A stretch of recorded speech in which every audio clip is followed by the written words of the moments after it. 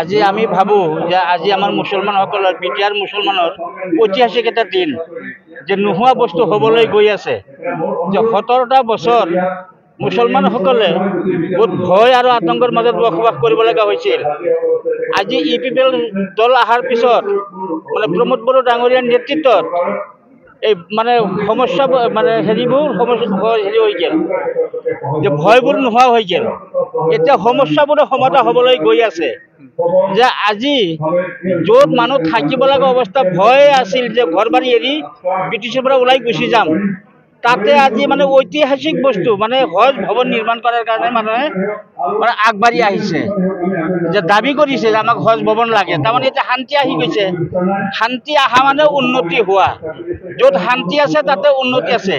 সেয়ে আমি বিটিআৰ চৰকাৰ ইপিপিএল দলৰ সভাপতি প্ৰমোদ ডাঙৰীয়াক ধন্যবাদ জনাম যে তেখেতৰ নেতৃত্বত আজি বড়ো অনবৰত একলগ হৈছে।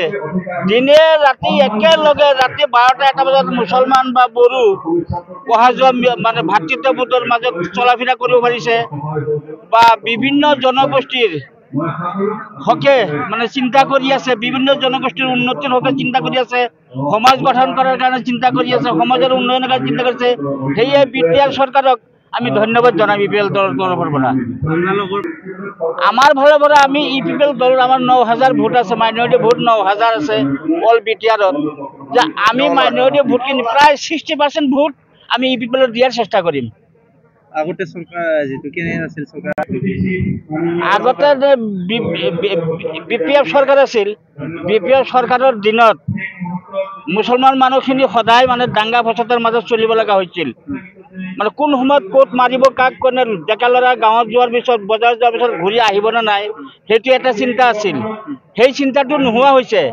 ইপিপিএল চৰকাৰ অহাৰ পিছত সকলো মুৰব্বীসকল মানে শান্ত হৈ গৈছে, যে মোৰ ল'ৰাটো আজি বজাৰত গৈছে, ৰাস্তাত গৈছে, স্কুলত গৈছে, কলেজত গৈছে, নিশ্চিন্ত হিচাপে ঘূৰি আহিব, গাৰ্জেনে মানে চিন্তা নোহোৱা হৈ গৈছে।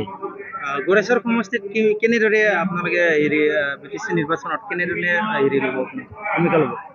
গোৰেশ্বৰ সমষ্টিত বৰ্তমান আমাৰ পবিত্ৰ বড়ো ডাঙৰীয়া মানে MCLA হৈ আছে। তেখেতে পুনৰবাৰ মাইনৰিটিৰ নেতৃত্বত আকৌ পুনৰবাৰ MCLA হ'ব বুলি আমি আশা কৰোঁ। মানে মানে 18,000 না 19,000 ভোট আছে মানে গোৰেশ্বৰ সমষ্টিত। সম্পূৰ্ণখিনি ভোট আমি দিয়াৰ কাৰণে চেষ্টা কৰিম।